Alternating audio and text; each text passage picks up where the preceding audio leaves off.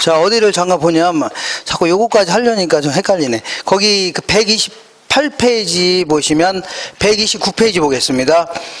129페이지의 맨 위쪽에 균형 가격의 이동 나왔어 안 나왔어요?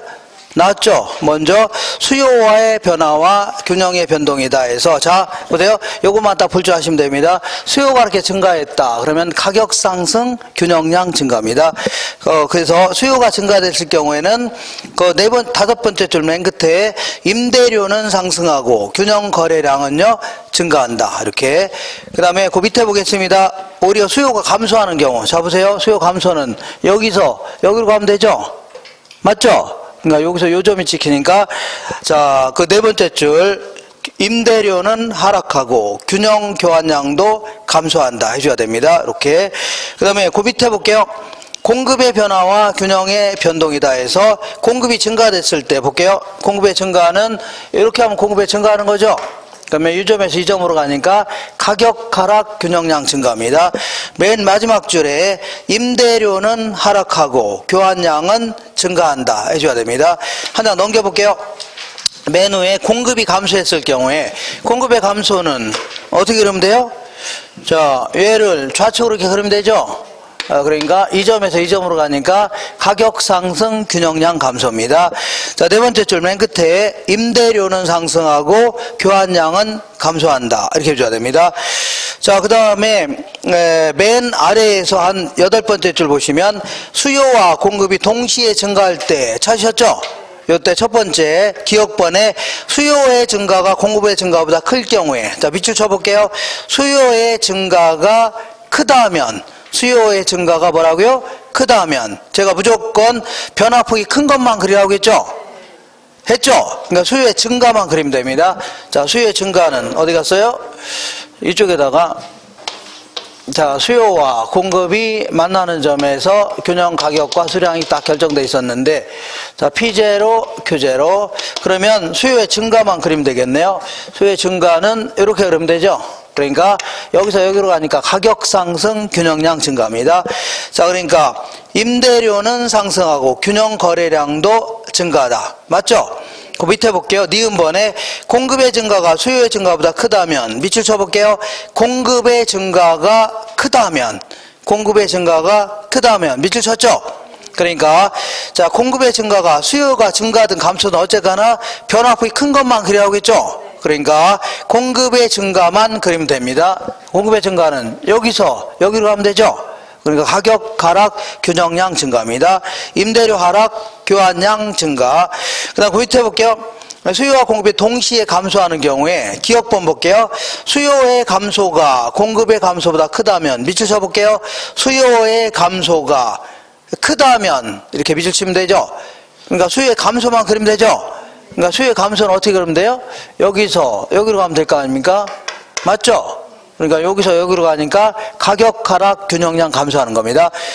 그러니까 항상 변화폭이 무조건 큰 것만 그리면 됩니다. 다시 할게요. 자, 기억번에 수요의 감소가 공급이 증가지 감소지 다 필요 없고 수요의 감소가 크다고 했죠? 큰 것만 그리면 됩니다. 니은번 볼게요. 공급의 감소가 수요의 감소가 크다면, 밑줄 쳐볼게요. 공급의 감소가 크다면, 그러면 공급의 감소만 그리면 되겠네요. 여기서 여기로 가면 되죠? 공급의 감소만 그리면 되는 겁니다. 그러면 여기서 여기로 가니까 가격 상승, 균형량 감소하는 겁니다. 가격 상승 뭐라고요? 균형량 감소. 자, 그러니까 자, 요 두 가지 그림만 그릴 줄 아시면 돼요. 그러니까 무조건 변화폭이 큰 놈만 그리면 됩니다. 뭐만 그리라고요? 변화폭이 큰 것만. 다른 거 생각하지 마세요. 무조건, 그죠? 변화폭이 뭐라고요? 큰 것만 그리면 돼요. 작은 게 증가든 감소든 상관없이 뭐라고요? 무조건 변화폭이 큰 것만 그리면 됩니다. 그리고 다른 거는 다 집어치우고 안 해도 됩니다. 나중에 그림만 잘 그리시면 됩니다. 134페이지 볼게요.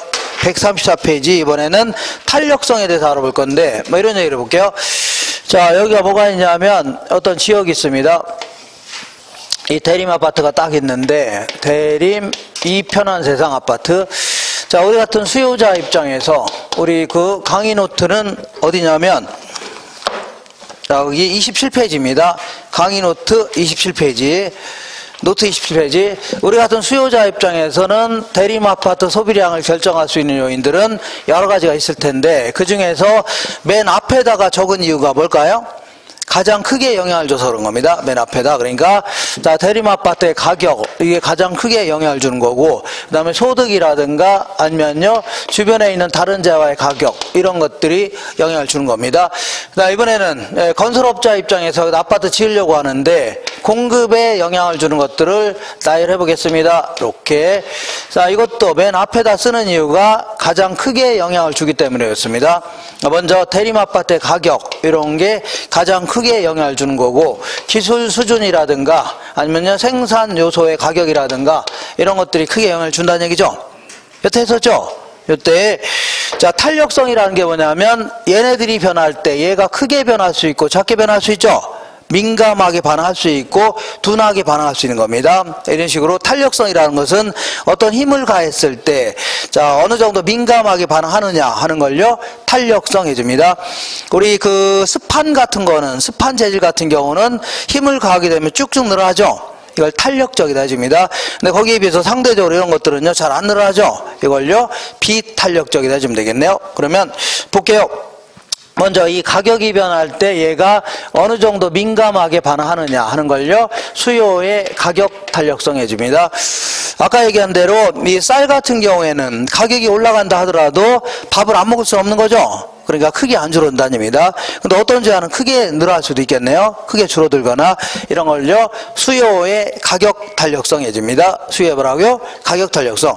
그 다음에 이번에는 소득이 변할 때 얘가 어느 정도 민감하게 반응하느냐 하는 걸요 수요의 소득 탄력성이라는 겁니다.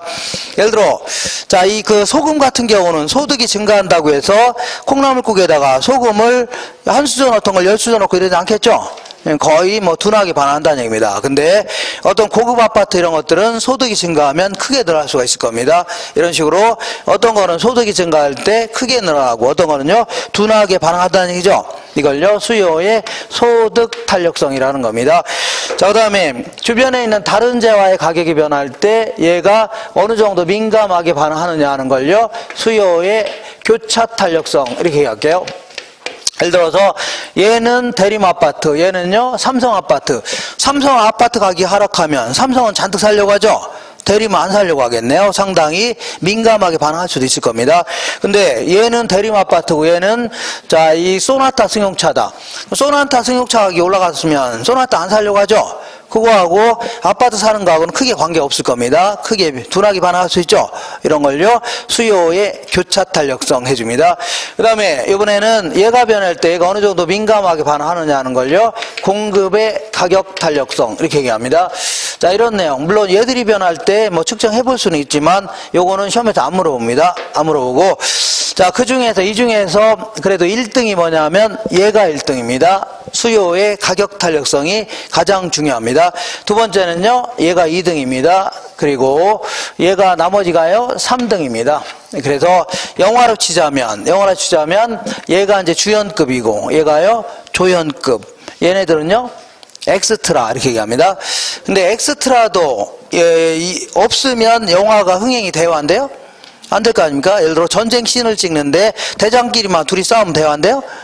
쫄따구도 같이 막 싸워야 되죠. 그래야지 자, 흥행이 될 거 아닙니까? 그러니까 얘도 완전히 무시하면 돼야 한대요? 안 됩니다. 얘도 뭐 정리를 해 두셔야 됩니다. 이렇게. 자, 여기다 집착하되 이런 것도 좀 정리를 해 둘 필요가 있습니다. 그래서 맨 먼저 순서에 따라서 첫 번째 이렇게 수요의 뭐라고요? 가격 탄력성이다. 이렇게. 자, 요거는 이제 가격이 변할 때 수요량이 어느 정도 민감하게 반응하느냐 하는 척도를요 수요의 가격 탄력성 해줍니다. 그래서 영어로는 이렇게 일라스티시티 이렇게 얘기하면 이제 탄력도 이런 뜻입니다. 영어로 이런 게 있습니다. 그리고 디맨드면 이제 수요, 이렇게 해서 이런 걸 써볼게요. 그러면 가격이 변할 때 수요량이 어느 정도 민감하게 반응하느냐 하는 걸요 탄력도로 하는데, 요거를 가격이라든가 가액, 이 금액 이런 걸로 직접 비교하게 되면 자, 이 부동산끼리 비교하기가 아주 곤란합니다. 그렇기 때문에 백분율 가지고 계산합니다. 뭘 가지고요? 백분율. 그러니까 예를 들어 가격이 10% 변했을 때 수요량이 몇 프로 변했냐, 10% 이상 변했냐, 작게 변했냐 이렇게 따지겠다는 얘기죠. 다시 할게요. 가격이 10% 변할 때 수요량이 그거 이상 변할 수 있고 작게 변할 수 있죠. 이렇게 측정하는데 이렇게 백분율 가지고 측정하는 겁니다. 그럼 어떤 식으로 자, 할 거냐, 계산할 거냐 하면 이런 식으로 측정해 보겠다. 가격의 변화율이 예를 들어 10%인데 이거보다 이제 수요량이 어느 정도 민감하게 반응했냐 그런 얘기입니다. 수요량의 변화율 이렇게 계산한 걸요. 수요의 가격 탄력성이줍니다. 수요의 뭐라고요? 가격 탄력성이라는데 자, 요거는 뭐 얘가 한 것처럼 요건 나중에 계산하는 거는 나중에 할 겁니다. 자, 가격이 100원에서 120원 올랐다. 그러면 몇 프로가 오른 거예요? 항상 요게 기준입니다. 100원에서 20원 올랐죠? 그러니까 20%가 올랐다는 얘기입니다. 자, 요거 계산한 건 나중에 할 겁니다. 20%가 올랐다. 그랬더니 가격이 올라가면 우리 입장에서는 부담스럽죠? 덜 살려고 하겠네요. 이렇게. 그러니까 가격과 수요량은 비례해요? 반비례요? 반비례하죠. 그러니까 1000개를 구입하려다가 600개로 줄이려고 한다. 그러면 나중에 계산할 거니까 몇 프로가 감소한 거예요? 항상 요게 기준입니다. 1000개에서 400개가 줄어들었죠? 그러니까 40% 감소한 겁니다. 요게 기준입니다. 여기서 400개가 줄어드니까 40%가 감소했다 해줍니다. 이렇게. 자, 그러면 계산하면 40을 20을 나니까 2죠? 2는 2인데 문제는 마이너스 2네요. 분수식에 마이너스가 들어가면 마이너스로 바뀝니다. 그죠? 그러면 마이너스가 나올 수밖에 없는 게 가격과 수요량은 비례해요? 반비례요? 반비례하죠. 그러니까 항상 가격이 올라가면 수요량은 감소하고 하락하면 수요량은 증가하죠. 항상 마이너스가 나올 수밖에 없는 겁니다. 그죠? 예외가 없는 한은. 그러니까 수요 법칙에 아까 베블렌 효과 이런 것처럼 예외가 없는 한은 항상 마이너스입니다. 근데 여기는 마이너스가 중요한 게 아니라 자, 그 예외가 없는 한은 마이너스 나오는 거죠. 마이너스가 나오는 게 중요한 게 아니라 가격 변화에 어느 정도 민감하게 반응했냐 이게 중요한 거 아닙니까? 그렇기 때문에 앞에다 마이너스 한 번 더 붙이게 되면 분수식에 마이너스 2개 들어가면 플러스로 바뀝니다. 뭘로 바뀐다고요?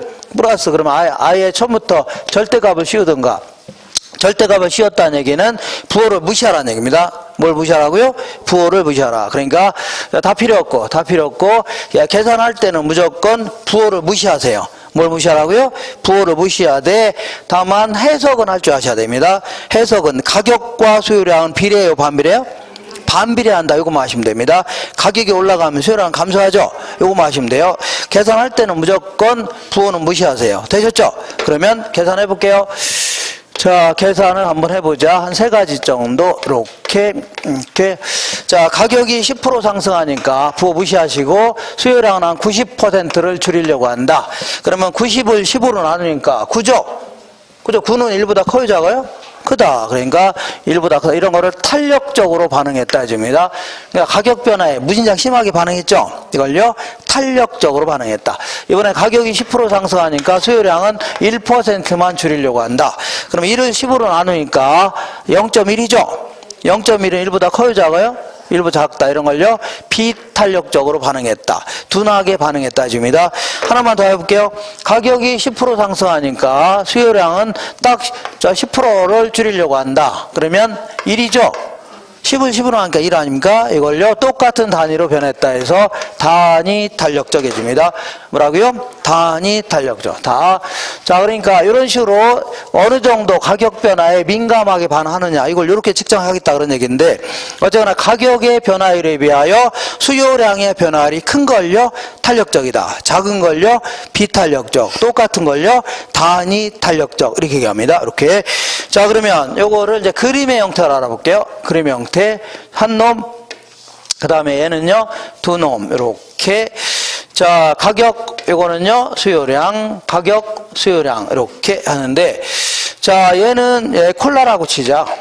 콜라. 얘는요, 쌀이라고 치자. 쌀, 이렇게. 그럼 지금까지는 수요 곡선 어떻게 그렸어요? 이렇게 대충 한 45도 이렇게 그렸죠? 이렇게 그랬잖아요, 아까. 근데 콜라 같은 경우는, 이런 콜라 같은 제한은 상당히 이렇게 완만한 형태로 그려집니다. 거기에 비해서 쌀 같은 경우는요, 이게 굴판 형태로 그려집니다. 왜 그런가 볼게요. 왜 그런가 보냐면 콜라의 가격이 이만했을 때 이만큼을 구입하려고 했는데 이렇게 그러니까 콜라 가격이 올랐죠. 올라가니까 소비량이 팍 줄어들었네요. 이렇게 올라가니까 팍 줄어들었죠. 팍 줄어든 이유가 뭐냐면 콜라를 먹으려고 어디로 갔어요? 편의점에 들어가서 냉장고 열었더니 콜라 가격만 1,500원에서 3,000원 오른 겁니다. 그죠? 그러니까 뭐 이렇게 비싸? 뭐 바로 보니까 옆에 보니까 이 맥콜, 환타, 사이다 뭐 별의별 게 다 있는 거죠. 냉장고 열어보면 그거 다 있잖아요. 뭐 이렇게 비싸? 안 먹으면 될 거 아니야 나오는 거죠. 그러니까 콜라 같은 경우는 니까지가 오르면 안 먹으면 될 거 아니야 나오는 거 아닙니까? 그러니까 너를 대체할 만한 자가 많아요 적어요? 대체제가 무지하게 많다는 얘기입니다. 오르면 안 먹으면 될 거 아니야. 그 상대적으로 콜라 가격만 하겠다 그러면 다른 제에 비해서 싼 꼴이죠. 더 많이 막 살 수도 있겠네요. 그러니까 가격 변화에 상당히 민감하게 반응할 수 있는데 쌀을 보겠습니다. 쌀의 가격이 이만했을 때 이만큼을 구입하려고 했는데 쌀 가격이 이렇게 올라갔음에도 불구하고 자 소비량이 줄어들긴 했는데 조금 줄어들었죠. 조금 올라가서 조금 줄어들었잖아요. 그 이유가 뭐냐면 쌀은 우리나라의 주식이 쌀 아닙니까? 항상 삼시세끼 쌀이 올라요 안 올라요? 계속 올라오는 거 아닙니까? 그러니까 비싸든 싸든 먹여야 되는 겁니다. 그리고 이 라면 같은 거 자꾸 이제 대체제가 라면 정도 되는데 라면 우리나라는 주식이 쌀 아닙니까? 라면 자꾸 애들한테 먹이면 옛날에 했는데 어떻게 됐다고요? 일단 눈동자가 풀립니다. 뭐가 풀려요? 눈동자도 풀리고 애들이 갖고 나가서 담배나 피려고 하고 동영상이나 찍으려고 하고 막 그럽니다. 어디 가서 그리고 지들끼리 막 유포하고 막 그럽니다. 그런 거 자꾸 그게 왜 그래요? 라면 먹어서 그런 겁니다. 뭐 먹어서요? 라면 먹어서. 그러니까 그런 거 자꾸 먹으면 돼요? 안 돼요? 안 됩니다. 그잖아요? 라면 먹으면. 자, 그래서 자, 어쨌거나 쌀은 대한민국은 쌀이 주식이기 때문에 얘를 대체할 만한 자는 거의 없다고 보시면 됩니다. 그러니까 예를 들어서 이렇게 됐죠? 올라가서 크게 안 줄어듭니다. 그리고 쌀 가격이 폭락했다고 해서 자, 한국이 먹던 걸 애들한테 10공씩 먹어라 이렇게 할 수는 없는 거죠. 맨날 먹는 게 거의 그대로 아닙니까? 크게 안 늘어난다는 얘기입니다. 자, 지금부터 자, 이러한 형태는 가격 변화에 상당히 민감하게 반응했죠. 이런 걸요 탄력적인 수요 곡선이다 이렇게 얘기합니다. 이런 것들은 가격 변화에 둔하게 반응했죠. 이런 걸 뭐라고요? 비탄력적인 수요 곡선이다 이렇게 얘기합니다. 이걸 굳이 숫자로 한다면 얘는 한 10% 증가하니까 90% 줄이려고 하죠. 1보다 큰 형태입니다. 얘는요 10% 올라가니까 1%만 줄이려고 하죠. 1보다 작은 형태가 되는 겁니다. 되셨죠? 그럼 이번에는 다소 이제 극단적인 경우까지 알아볼게요. 극단적인 경우. 자, 요 순서에 따라서 할 건데, 오늘 약간 못할 겁니다. 못하는 것은 다음 주에 시작하자마자 바로 할 겁니다. 문제 풀면서. 자, 맨 먼저, 이 극단적인 경우까지 알아볼게요. 그래프를 한 5개를 그려볼게요. 5개, 한 놈.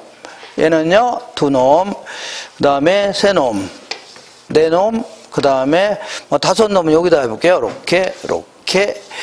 자, 그러면 만약에 수요 곡선을 거의 한번 수평에 한번 가깝게 그려볼게요. 어떤 형태라고요? 수평에. 얘가 의미한 게 뭐냐면 가격이 이만했을 때 이만큼 구입하려고 했죠.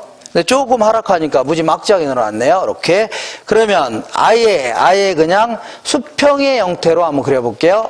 요게 의미하는 게 뭐냐면 얘는 가격이 눈곱만치만 하락하려고 해도 무한대로 올리겠다는 얘기입니다. 알겠나요? 거꾸로 한다면 눈곱만치만 올라가려 하더라도 무한대로 줄이겠다. 그 얘기는 하나도 안 사겠다는 얘기입니다. 이런 식으로 아주 미세한 가격 변화에도 극단적으로 변하는 거 있죠. 이런 거는 탄력적인 거는 확실한데 너무 심해요? 안 심해요? 심해죠? 그래서 이거를요 완전 탄력적이다 이렇게 표현합니다. 뭐라고요? 여기 뭐 숫자 넣으면 집착하지 마세요. 이런 것만 잘 아시면 돼요. 이걸요 완전 탄력적이다 이렇습니다. 이번에는 이쪽으로 오겠습니다. 수요 곡선을 거의 수직에 가깝게 그려볼게요. 그러면 얘는 가격이 이만했을 때 이만큼 살려고 했는데 이렇게 하락했어도 조금 증가했죠? 조금 증가했다. 그러면 아예 그냥 수직의 형태로 그려보겠습니다. 아예 어떤 형태라고요? 수직의 형태다. 이 얘기는 뭐냐면 가격이 이만했을 때 이만큼 구입하려고 했죠. 근데 가격이 이렇게 내려갔음에도 불구하고 소비량은 그대로죠. 소비량의 변화가 있어 없어요? 없다는 얘기입니다. 가격 변화에도 꼼짝 안 하고 있다. 이거를요 비탄력적인 건 확실한데 너무 심해요 안 심해요? 힘의 점, 이걸 완전 비탄력적이집니다. 뭐라고요? 완전 비탄력적. 그래서 예전에 제가 그런 얘기 했는데, 제가 옛날 한 10년 전만 하더라도 그냥 소중한 남자가 아니라 뭐라고요? 완전 소중한 남자. 그래서 별명이 완소남이었습니다. 뭐라고요? 완소남. 진짜입니다. 진짜요. 근데 요즘에는 나이도 있고 이제 늙고 병들고 해갖고 지금은 완전 비호감으로 바뀌었습니다. 뭐라고요? 완전 비호감. 그래서 내가 잘난 척 하더라도 꼼짝 안 하고 있다는 얘기죠. 학생들이. 그죠? 잘난 척 하면 이제 표시가 나야 되는데 표시 나야 하나요? 뭐 저런 놈이 다 있어. 해서 표시도 안 나는 거 아닙니까? 그죠? 이렇게. 옛날엔 잘난 척하면 막 뭐 먹을 것도 갖고 그랬는데 지금은 잘난 척해도 먹을 거? 그래서 그렇잖아요? 얘를 잘못 들었나요? 얘를 잘못 들었네. 자, 이번에는 이런 얘기를 해볼게요. 이렇게. 어떻게 그린 거냐면 이렇게 그린 겁니다. 이렇게 그린 건데 어떻게 그린 거냐면 얘는 자, 이 그 수요 곡선 아래의 면적이 요거죠, 요거. 요 아래의 면적 요거 아닙니까? 요 면적과 요 면적이 같습니다. 딱 그러니까 아래의 면적이 같은 점을 쭉 연결한 겁니다. 그래서 이걸 조금 이따 하겠지만 가격에다가 수량 곱하게 되면 소비자 입장에서 총 지출액, 공급자 측면에서 총 수입액이 되는데 어쨌거나 총 수입액이 다 같은 점들이죠. 이거 연결한 겁니다. 이런 식으로 그린 걸요 직각쌍곡선 해줍니다. 뭐라고요? 직각쌍곡선이다. 그래서 x 곱하기 수학에서는 이런 식으로 한다면 이렇게 어떻게 한 거냐면 y는 예를 들어 1000을 x로 나눈 겁니다. 이렇게 이런 걸 이런 식으로 그려집니다. 그러면 x에다가 요거 나누기가 넘어가 뭘 바뀌어요? 곱하기로 바뀌죠. 그러니까 x 곱하기 y 한 게 1000이다. 그러니까 x 곱하기 y 한 게 항상 1000이라는 얘기죠. 여기 1000이라는 얘기입니다. 그러니까 항상 1000인 곡선을 뭐라 하냐면 직각쌍곡선 해줍니다. 뭐라고요?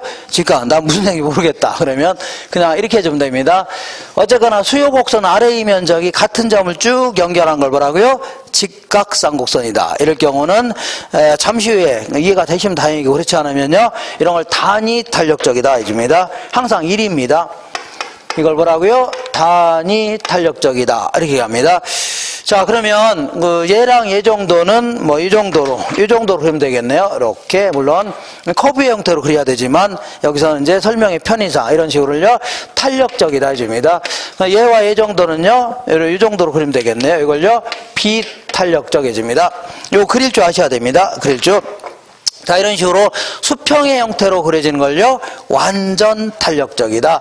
그 다음에 이렇게 수직의 형태를 뭐라고요? 완전 비탄력적. 그리고 이렇게 직각쌍곡선의 형태를요 단위 탄력적. 그래서 어쨌거나 그림을 그릴 줄 아셔야 됩니다. 근데 현실 경제에서는 이런 게 있을 수가 없을 겁니다. 이렇게.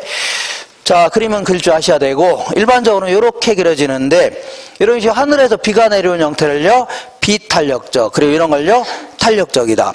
하늘에서 비가 내려와 안 내려와? 비가 내려오죠. 쪽쪽쪽. 이걸요 비탄력적. 이런 걸요 탄력적 할 수 있죠. 이렇게. 그리고 기울기는 항상 밑변분의 높이를 얘기합니다. 뭐라고요? 밑변분의 높이. 이 점에서 이 점으로 갔다는 밑변분의 높이. 이걸요 기울기라는 겁니다. 이것도 마찬가지로 여기서 여기로 하면 밑변분의 높이. 그러면 10분의 1이라면 10이고 1이라면 10분의 1이라는 얘기죠. 그리고 요게 10이고 요게 1이라면 1분의 10이다. 이런 걸 뭐라고요? 기울기는 크다 해줍니다. 이런 걸 뭐라고요? 기울기가 작다 이렇게 얘기합니다. 그리고 요거는 꼬맹이가 미끄럼틀 타면 막 코가 깨질 수 있죠. 그래서 이 기울기가 급해서 그렇습니다. 얘는요 뭐 안 내려가겠죠. 잘 완만해서 그렇습니다. 이렇게. 그래서 항상 탄력도하고 기울기는 반대입니다. 탄력도와 기울기는요 반대예요. 이렇게. 자, 탄력적일수록 기울기는 작고 비탄력적일수록 기울기는 어떻다고요? 크다. 기억할 수 있죠? 이렇게 해주면 됩니다. 항상 반대다. 비탄력적일수록 기울기는 어떻다고요? 크고 탄력적일수록 기울기는요 작다. 이렇게. 자, 그러면 한 번만 더 해볼게요. 이런 식으로 하늘에서 비가 내려온 형태를요 비탄력적. 이런 걸요 탄력적이다. 기울기는요 이런 거 밑변분의 높이니까 기울기는 작고 얘는 큽니다. 이렇게 하시면 됩니다. 항상 자 탄력도하고 기울기는 반대다. 할 수 있죠? 반대다. 이렇게 하시고 한 장 넘겨보겠습니다. 그러면 어떤 경우에는 탄력적, 어떤 경우는 비탄력적인 형태로 그려지나 보겠습니다. 이렇게 이쪽으로 오겠습니다. 어떤 경우에는 탄력적, 어떤 경우는 비탄력적 알아볼게요. 메뉴에 28페이지 메뉴에 그 그림이 있을 겁니다. 콜라 같은 건 대체제가 많죠. 탄력적인 형태인데 쌀 같은 거는요 대체제가 별로 없으니까 비탄력적입니다. 그 다음에 여기 이제 주거용 부동산이 있고 요거는요 상업용 공업용 부동산이 있다. 그러면 자 우리 아파트 같은 걸 대체제가 뭐예요? 만족감 비슷한 제아들이죠. 어떤 아파트가 있는데 얘를 대체할 만한 제아를 찾는 건 쉬워요, 어려워요? 저 널려있는 게 아파트 아닙니까? 전국 어디 가나? 대체제가 문제가 많다는 얘기입니다. 근데 어떤 공장을 대체할 만한 자를 찾는 거는 쉽지 않겠죠? 그러니까 대체제가 별로 없다고 보셔야 됩니다. 그러니까 비탄력적입니다. 이렇게. 그 다음에 이번에는 얘는 TV고 얘는 콩나물이라고 치자. 어떤 사람이 100만 원 정도 벌고 있는데 자 콩나물의 가격이 1,000원에서 1,200원 올랐다고 해서 아이고 나 못 사 먹겠다 할 수는 없는 거죠. 큰 부담 없다는 얘기입니다. 가계 소득에서 차지하는 비중이 크진 않기 때문에 뭐 그냥 먹고 만다는 얘기죠. 근데 TV 가격이 100만 원에서 120만 원 올랐다. 그럼 뭐야 이거 샀다가는 다른 거 못 먹는 거죠. 다른 거 못 사는 거 아닙니까? 크게 줄을 가능성이 있다는 얘기입니다. 왜냐하면 가계 소득에서 차지하는 비중이 크죠. 이런 거 샀다가는 부담이 너무 크다는 얘기입니다. 이렇게. 그 다음에 이번에는 여기가 뭐가 있냐면 귀고리가 있습니다. 귀고리. 자 그리고 요거는요 비누라고 치자. 자 비누 같은 경우는 일상생활에 꼭 필요한 물건이죠. 이거를 생활필수품 해줍니다. 그리고 귀고리 같은 경우는 꼭 필요한 건 아니죠. 그죠? 있어도 그만 없어도 그만 아닙니까? 생활하는데 꼭 필요한 건 아니죠. 그러니까 비누의 가격이 올라오면 아이고 나 비누칠 안 하겠다 할 수는 없는 거 아닙니까? 그죠? 그러니까 사고 만다는 얘기입니다. 크게 안 줄어든다는 얘기입니다. 근데 귀고리 가격이 올랐으면 뭐야 이렇게 비싸. 옛날에 끼던 거 있죠? 그거 끼고 다니겠다 하면서 크게 줄일 가능성이 있다는 얘기입니다. 꼭 필요한 게 아니기 때문에. 되겠나요? 그래서 이런 거를 사치품 해줍니다. 사치품은 탄력적, 생활필수품은요 비탄력적 이렇게 됩니다. 그 다음에 이번에는 여기는 이제 일반적인 토지가 있는가 하면 자 이거는요 그린벨트 내에 있는 토지다. 자 개발 제한 구역 내에 있는 토지인데 개발 제한 구역 내에 있는 토지 같은 경우는 건물 같은 거 짓게 못 짓게요? 못 짓게 하죠. 그러니까 용도가 상당히 제한될 수밖에 없습니다. 그러니까 그린벨트 내에 있는 토지 가격이 하락했다고 해서 개미 때처럼 사겠다 하진 않겠죠. 크게 안 늘어난다입니다. 왜냐하면 거의 쓸모없는 땅 아닙니까? 그죠? 크게 안 늘어나요. 용도가 제한되기 때문에. 근데 일반적인 토지는 용도가 다양하다면 하락하면 크게 늘어날 수 있죠. 이런 식으로 해서 용도가 다양할수록 탄력적, 용도가요 제한되면 비탄력적입니다. 그 다음에 이번에 측정기간이 얘는 단기고 얘는요 장기라고 치자. 자 이게 임대아파트라 치자. 임대주택이 이번 달에 갑자기 임대료가 올랐습니다. 문제가 올랐죠? 그런다고 해서 거기 세입자들이 에이 나도 집 한 채 사야 되겠다 하진 않을 겁니다. 그죠? 왜냐하면 집 사는 데는 시간이 걸려야 안 걸려요? 꽤 걸리고 절차도 상당히 복잡하죠? 그러니까 단기적으로 크게 안 줄어든다입니다. 근데 장기적으로 임대료가 계속 올라가는 추세라면 뭔가 조치를 취해야 돼, 안 해야 돼요? 그죠? 그러니까 장기적으로 계속 올라간다면 상당히 많은 사람들이 이렇게 생각할 겁니다. 에라 나도 대출 잔뜩 끼고 집 한 채 사야 되겠다. 이런 사람 생겨 안 생겨요? 생기죠. 그러니까 임대주택 소비량이 크게 줄을 수가 있다는 얘기입니다. 장기적으로. 알겠죠? 요거 하나 기억하시고 이런 것도 하나 기억하세요. 뭐냐면 이게 이제 주택입니다.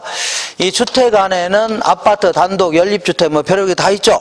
다 있는데 이 주택이라는 이 큰 범위가 있는데 주택이라는 제한을 대체할 만한 자를 찾아라. 그러면 뭐 상가나 공장으로 찾아야 되는데 이게 대체제가 될 수 있어 없어요? 될 수 없는 거 아닙니까? 그냥 거의 없다고 보시면 됩니다. 근데 이제 주택을 좀 세분화할게요. 주택을 용도별로 세분화한다면 아파트도 있고 연립도 있고 다세대, 단독, 원룸텔, 오피스텔 별게 다 있죠. 이런 식으로 세분화한다면 아파트를 대체할 만한 자는 많아요, 적어요? 많을 수 있죠. 이런 식으로 용도별로, 지역별로 점점 세분화할수록 대체제는요 많아지는 겁니다. 이해가 되겠죠? 그러면 더 탄력적이 되는 겁니다. 이렇게 하시고 어디 갔나요? 여기 자, 이번 시간에 그래도 제일 어려운 얘기를 해볼게요. 제일 어려운 얘기인데, 나는 도저히 어렵다. 그러면 요 그림 두 가지만 그릴 줄 아시면 되는 겁니다. 몇 가지라고요? 두 가지만 그리면 해결돼요. 되겠나요? 그러니까 어려워도 상관없습니다. 자, 무슨 얘기냐면 이런 얘기입니다. 여기가 이제 남양주 지역이 있는데, 남양주 지역의 맥주시장입니다. 무슨 시장이라고요? 맥주시장에 맥주의 수요와 공급이 만나는 점에서 균형 가격과 균형 거래량이 결정되어 있다고 쳐볼게요. 그러니까 이론적으로 여기서 거래되는 게, 자, 이론적으로 균형점이죠? 그죠? 벗어나도 곧바로 돌아간다고 했잖아요. 그래서 맥주의 그 균형 가격이 1,850원이라고 치자. 그리고 균형 거래량이 85만 병이랍니다. 몇 병이라고요? 85만 병. 그러면 한 병당 1,850원에 거래하는 게 균형이죠? 맞죠? 그러면 이론적으로 한 병당 1,850원이니까 1,850원 곱하기 85만 병 이렇게 한다면 요 RA 면적이 나오는데, 요 RA 면적이 소비자 입장에서는요 총 지출한동이 되는 겁니다. 이론적으로. 그다음에 그다음에 공급자 측면에서는 뭐가 돼요? 총 소비액이 되는 겁니다. 그잖아요? 우리가 지불했으면 걔는 받을 거 아닙니까? 그러니까 요 면적이 소비자 입장에서는요 총 지출액, 공급자 측면에서는요 총 수입액. 기억할 수 있죠? 이렇게 하시고, 그 다음에 제가 아까 이 공급 곡선 자체가 아까 비용 곡선이라고 했죠? 기억나시나요? 자기네들도 자, 이 물건 만드는데 비용이 들어가요, 안 들어가요? 들어간다는 게 생산비가 들어가는 거 아닙니까? 거기다가 적정한 이윤을 포함해서, 그러니까 이 정도 만들어 팔 때 자기네들도 비용이 들어가요, 안 들어가요? 들어가죠. 거기다 적정한 이윤을 포함해서 이 정도 받겠다 그런 얘기입니다. 거꾸로 한다면 경제학에서. 그다음에 이 정도 공급한다면 자, 적정 이윤을 포함해서 이만큼 받겠다는 얘기입니다. 알겠나요?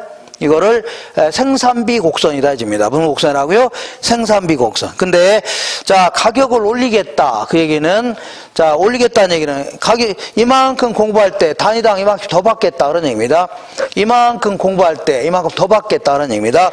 그러면 가격을 올린다는 얘기는 이런 식으로 하는 거를 가격을 올린다 이렇게 표현합니다. 뭘 올린다고요? 가격을 올리겠다. 약간 어렵습니다. 이렇게. 그러면 결국은 만약에 맥주 가격 올리겠다 그러면 이렇게 되는 겁니다. 위로 올리는 걸요 가격 올리는 겁니다. 그럼 새로운 균형점은 이 점에서 이 점으로 바뀌었죠? 바뀌었어 안 바뀌었어요? 바뀌었죠. 그러면 요 RA 면적이 그 소비자 입장에서는 총 지출한 돈, 공급자 측면에는요 총 수입액이 되는 겁니다. 되셨나요? 이렇게 하시고, 자, 어쨌거나 여기서 이거 기억하세요. 공급 곡선을 상향 이동시키는 게 가격을 올리는 겁니다.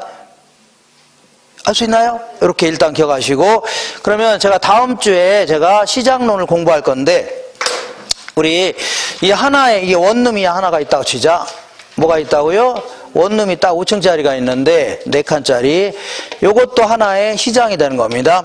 시장은 항상 매도인과 매수인이 만나서 가격과 수량이 결정되는 장소 같은 거죠. 이런 거 하나의 시장이다 해줍니다. 시장. 그러면 자, 우리 같은 소비자 입장에서는, 여기 원룸에 들어가려는 소비자 입장에서는 가능하면 임대료를 자, 많이 내고 싶어요? 적게 내고 싶어요? 적게 내고 싶을 겁니다. 그러면서 많이 소비하고 싶겠죠? 거꾸로 한다면 여기는 원룸 주인 입장에서는 임대료 많이 받고 싶어요? 덜 받고 싶어요? 많이 받고 싶겠죠? 이것도 하나의 가격과 임대료하고 자, 균형량이 결정되는 시장이 될 수 있는데, 자, 이렇게 다시 한번 볼게요. 이렇게 본다면 여기 볼게요. 자, 여기다가 이렇게 볼게요. 자, 그러면 우리 같은 사람은 여기 가격이 임대주택은 임대료입니다. 가격이 임대주택은 뭐라고요? 임대료. 그리고 여기 수량인데, 우리 같은 사람은 이러한 형태의 소비 행태를 보입니다. 임대료가 비싸면 덜 소비하려고 하고, 싸면요 더 많이 소비하려고 합니다. 그 다음에 집주인 입장에서는 이러한 형태의 판매 행태를 보이겠죠. 그러니까 임대료가 좋아지면 더 많이 공급하고 싶겠죠. 옆에다가 하나를 더 지어서 더 많이 공급하려고 할 겁니다. 결국은 시장에서는 수요와 공급이 만나는 점에서 균형 임대료하고 균형 수급량이 결정되는 겁니다. 균형 임대량이 결정되겠네요. 그죠? 이렇게. 자, 그러면 아까도 얘기했지만 여기다가 요 균형 임대료하고 균형량을 곱하게 되면 균형 임대료하고 균형 거래량을 곱하게 되면 결국은 요 아래 이 면적이 나오는데 어떤 면적이 나온다고요?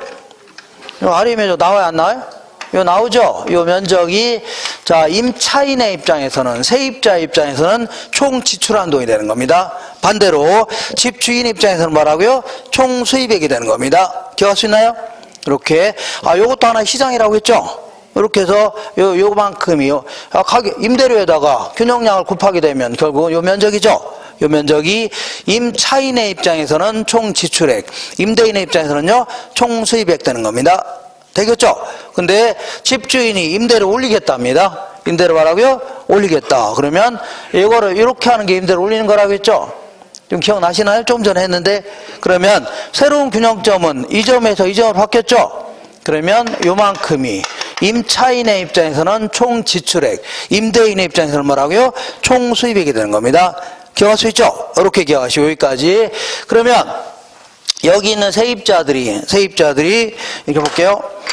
자, 세입자들이 자, 요런 수요 곡선이 어떻게 그려지냐면 이렇게 그려지는 경우도 있고 때로는요 세입자들이 이렇게 그려지는 경우도 있겠네요. 이렇게 가격 수량이라면 그러면 이렇게 그려진다는 얘기는 뭐 대체재가 많다는 얘기입니다. 대체재만 가지고 따진다면 대체가 많아요, 적어요? 많다는 얘기. 세입자들이 이렇게 그린다는 얘기는요 대체재가 많아요, 적어요? 자, 대체 적다 그런 얘기입니다. 아까 얘기했죠? 그죠? 그러니까 자, 이런 식으로 그려진 걸요 대체재가 많다. 저런 식으로 그린 걸요 대체재가 별로 없다. 대체재가 별로 없다는 얘기는 너 아니면 갈 데가 별로 없다는 얘기입니다. 그죠? 이렇게 얘는요 너 아니라도 갈 데가 많아요, 적어요? 니까지가 올리면 다 나가겠다 그런 얘기입니다. 그러면 자 볼게요. 공급 곡선이 이렇게 지나갔다 치자. 이렇게 지나갔다. 그래 갈 수 있죠? 그러면 요 아래의 면적이 임대인의 입장에서는 총 수입액이 됩니다. 뭔 수입이라고요? 총 수입액. 그러면 임대료 올리겠다입니다. 임대료를 이렇게 여기서 이렇게 하는 게 올리는 거죠? 올리는 거 아닙니까? 이렇게? 맞죠? 그랬더니 임대인의 입장에서 총 수입액이 여기서 여기로 팍 줄어들었네요. 어떻게 줄었다고요? 팍 줄었다. 팍 줄어든 이유가 뭐냐면 임대료 올렸더니 여기 있는 사람이 거의 다 나간 겁니다.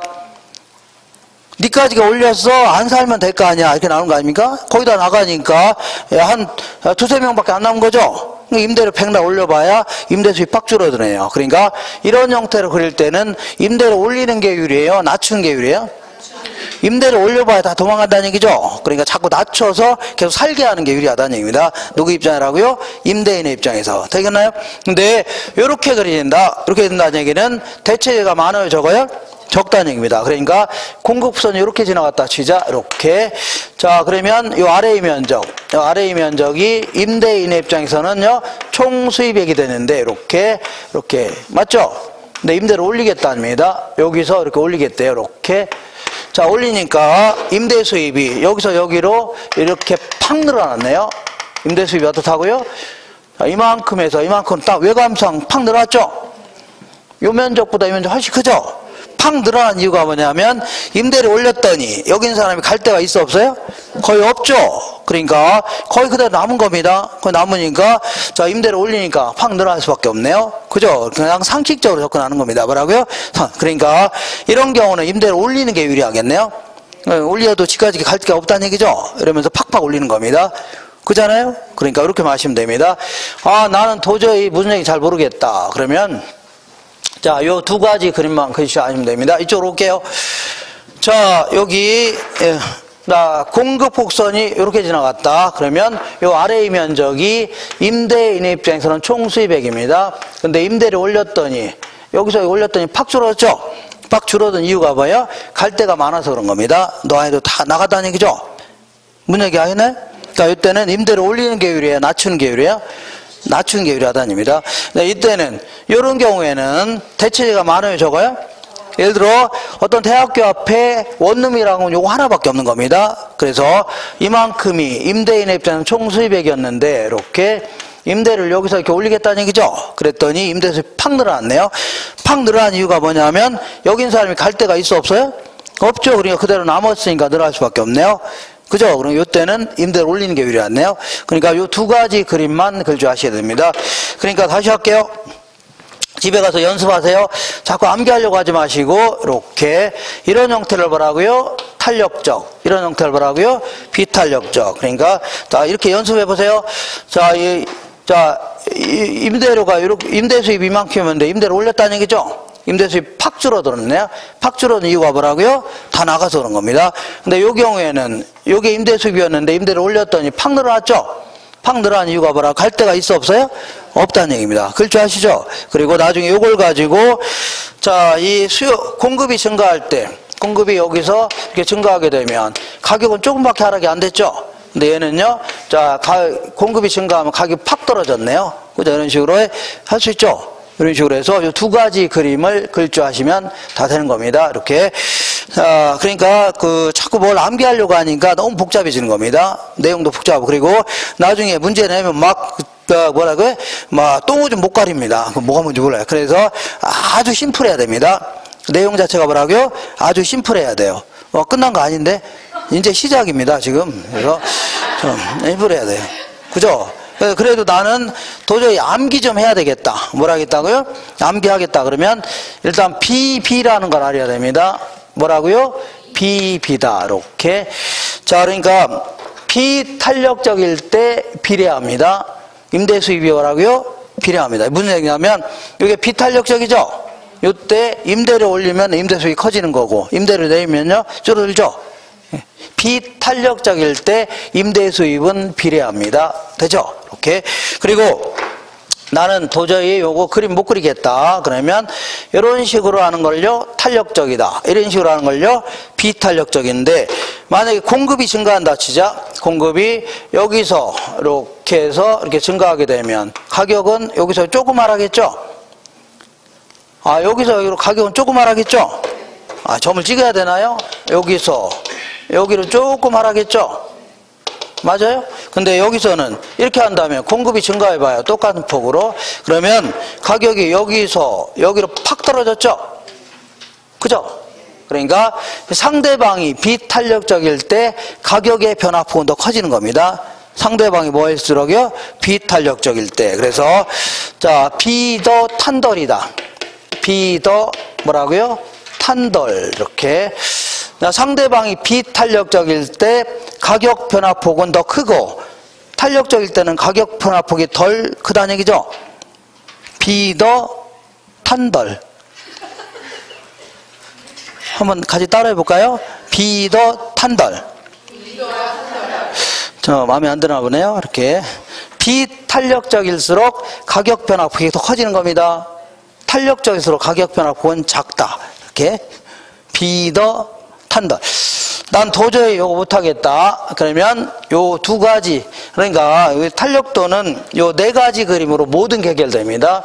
이렇게 하는 걸요 탄력적, 이렇게 하는 걸요 비탄력적, 자 이렇게 하는 걸요 탄력적, 이런 걸요 비탄력적 해줍니다. 됐죠? 그러니까 요 아래의 면적이 총 수백인데 임대를 올렸죠? 팍 줄어드네요. 총 수백이 요만큼인데 올렸더니 팍 늘었죠? 이렇게. 그리고 자, 수요가 어디 갔어요? 이렇게 어디 갔어요? 자, 얘는 공급이 증가하면, 공급이 여기서 이렇게 증가하면 가격은 조금밖에 하락 안 되는데 얘는 팍 떨어졌죠? 맞죠? 얘는 수요가 증가하면 가격이 조금 올라갔는데 얘는 팍 올라갔네요. 이렇게. 자, 계속 연습할 겁니다. 이렇게 하시면 돼요. 지금까지 요거를 했는데, 그래서 그 그림이 29페이지 맨 위에 볼게요. 29페이지의 맨 위에 자 먼저 탄력적일 경우에 이런 거를 탄력적이라는 겁니다. 탄력적일 경우는 임대를 올리니까 임대 수입 팍 줄어들었죠. 반대로 임대료 내리면요 팍 늘어나는 겁니다. 임대 수입 증가. 이번에는 이런 걸 뭐라고요? 비탄력적이라 하죠. 그러면 임대를 올렸더니 임대 수입이 크게 늘어났죠. 반대로 내리면요 팍 줄어드는 겁니다. 볼 줄 아시나요? 자, 그리고 자 만약에 제가 아까 뭐라고 했어요? 자, 이러한 식으로 그린 거를요 단위 탄력적이다. 수요 곡선 아래의 면적이 같은 걸 연결한 거 있죠? 이걸요 단위 탄력적이라 하는데 얘는 이 면적과 이 면적과 이 면적이 같아요, 달라요? 같죠? 그렇기 때문에 임대료를 이렇게 여기서 여기로 올리든 내리든 항상 아래 면적 같죠? 그죠? 같잖아요? 그러니까 항상 얘는 이제 이런 걸 단위 탄력적이라는 겁니다. 예? 뭐라고요? 단위 탄력적. 그러니까 가격에다가 수량을 곱한 게 가격에다가 수량을 곱한 게 총 수입액인데 예를 들어서 가격이 10% 상승하니까 수요량은 10% 하락했다. 그러면 항상 같아집니다. 그러니까 가격의 변화폭과 소비량의 변화폭은 같다는 얘기죠. 이건요. 단위 1이 되는 겁니다. 난 도저히 힘들다. 그러면 어쨌거나 수요 곡선 아래 면적이 쭉 같은 게 단위 탄력적인데 이때는 임대료 올리든 내리든 똑같아집니다. 임대료 올리든 내리든 뭐라고요? 똑같아집니다. 되겠죠? 여기까지가 웬만큼 중요한 얘기를 다 한 겁니다. 지금부터 정확히 5분만 쉬었다가 들어와서 잠깐요. 자, 요거 한 번만 더 체크하고 들어갈게요. 자, 어디냐면 134페이지 볼게요. 134페이지에 딱 중간에 부동산 수요의 가격 탄력성 있어 없어요? 있죠. 그래서 개념의 동그라미 1번의 두 번째 줄에 가격이 변할 때 수요량이 얼마나 변하는지를 나타내는 정성적 지표 지우시고 정량적 지표를 해야 됩니다. 무슨 지표라고요? 정량적 지표다. 왜 그리 쓸데없이 그렇게 써놨어요? 정량적 지표라는 게 있고 정성적 지표라고 있는데 정량적 지표 같은 경우는 주로 이제 수량이라든가 면적 이런 걸 가지고 지표로 삼는 거를요 정량적 지표 해줍니다. 수량이나 면적. 그러면 정성적 지표는요 뭐 성질이 변하거나 뭐 성격이 변할 수 있어 없어요? 자, 경기가 안 좋고 그러면 성격이 포악해져요, 안 포악해져? 포악해질 수 있죠? 뭐 행복지수라든가 이런 걸 다 행복지수다. 이런 걸 다 뭐라고요? 정성적 지표 해줍니다. 근데 우리 수요 공급이론은 다 수량이라든가 면적 이런 거 가지고 분석하는 겁니다. 그렇기 때문에요, 정량적 지표다. 이렇게 합니다. 무슨 지표라고요? 정량적 지표. 그 다음에 자, 동그라미 2번 볼게요. 두 번째 줄 맨 끝에 보니까 부의 부호를 무시하고 맨 끝에 보니까 가격 탄력성을 표시합니다. 그러니까 마이너스가 나온다 하더라도 마이너스 무시하라고 했죠? 무시하고 탄력성을 계산합니다. 그 다음에 135페이지 맨 아래 볼게요. 맨 아래 보면 자, 그 박스에 보니까 맨 왼쪽 말고 두 번째 줄에 구분 볼게요. 완전 비탄력적일 경우는 수직선이죠? 맞죠? 요거는 자, 그 가격이 변할 때 수요량이 전혀 변하지 않는 경우를요 완전 비탄력적. 그 밑에 볼게요. 비탄력적은 가격의 변화율보다 수요량의 변화율이 작죠? 요걸 얘기합니다. 수요량의 변화율이 더 작다. 자, 세 번째 볼게요. 단위 탄력적은요, 가격의 변화율과 수요량의 변화율이 동일이죠? 동일할 경우를 단위 탄력적. 그때는 그림이 어떻게 그려진다고요? 직각 쌍곡선의 형태입니다. 그 다음에 탄력적일 경우는 가격의 변화율보다 수요량의 변화율이 크죠? 이걸요 탄력적이라는 겁니다. 자, 수요량의 변화가 더 크다. 그 다음에 완전 탄력적인 거는 수평선인데 미세한 가격 변화에도 수요량은 무한대로 변하죠. 이걸요 완전 탄력적이라는 겁니다. 한 페이지 넘겨볼게요. 수요의 가격 탄력성이 결정 요인이다 해서 1번 해볼게요. 대체 관계가 있는 재화의 수가 많으면 탄력적. 대체재가 많으면 어떻다고요? 탄력적. 2번 볼게요. 용도가 다양할수록 탄력적. 용도가 다양할수록 어떻다고요? 탄력적. 세 번째, 기간이 길수록 탄력적. 단기는 비탄력적인데 장기는 탄력적이라고 했죠? 기간이 길수록 탄력적. 그 다음에 4번에 가격 수준이 높을수록 탄력적. 콩나물 같은 경우는 가격이 낮죠? 근데 이거는 비탄력적인데 TV 같은 건 높죠? 가격 수준이 높을수록 탄력적이다. 그 다음에 5번에 중간에 자, 생활 필수품은 비탄력적, 사치품은요 탄력적, 생필품은 비탄력적, 사치품은요 탄력적. 그 다음에 자 6번에 볼게요. 시장 수요 곡선은 개별 수요 곡선보다는 탄력적이다. 아까 시장 수요 곡선은 상당히 완만한 형태로 그린다고 했죠? 그러니까 더 탄력적으로 그려집니다. 그림 자체가. 그 다음에 7번도 좀 기억하세요. 자, 이 전체 부동산에 대해서는 비탄력적. 전체 부동산에 대해서는 어떻다고요? 비탄력적인데 저 옆에 부동산을 종류별로 나누면 아파트 연립 다세대 이렇게 나눈다면 바로 밑에 줄 보니까 보다 탄력적이 되는 겁니다. 보다 어떻다고요? 탄력적. 그 다음에 기억번 볼게요. 주거용 부동산은 다른 부동산에 비하여 더 탄력적. 아까 주거용이 더 탄력적이라고 했죠? 이렇게 하시고 그 다음에 자 8번 볼게요. 8번 자 총 지출액 중에서 앞에 자 총 지출액 중에서 차지하는 비중이 큰 재화일수록 탄력성이다. 요거는 아까 이 4번하고 똑같은 건데 총 지출액 중에 차지하는 비중이 큰 재화일수록 탄력성이 크다. 그러니까 우리 콩나물보다는 TV가 더 크죠? 이렇게 하시고 오른쪽 볼게요. 아래쪽에 보시면 수요의 가격 탄력성과 기업의 총수익과의 관계. 먼저 자 이런 걸 탄력적이라는 겁니다. 탄력적일 때는 가격이 올라가면 총수입액이 감소하죠. 반대로 가격이 하락하면요 총수입액은 증가합니다. 그 다음에 그 아래 그 아래줄 볼게요. 이런 걸 비탄력적이라고 하죠. 비탄력적일 때는 가격이 올라가면 총수입액은 증가하는 겁니다. 가격 하락하면요 총수입액은 감소. 이렇게. 그 다음에 단위 탄력적일 경우는 항상 같아요, 달라요? 항상 같다고 했죠? 이렇게 정리하시면 됩니다. 자, 이 정도 정리하시면 되고 잠깐만 쉬었다가 5분만 쉬었다 바로 설 겁니다. 바로 설 거예요.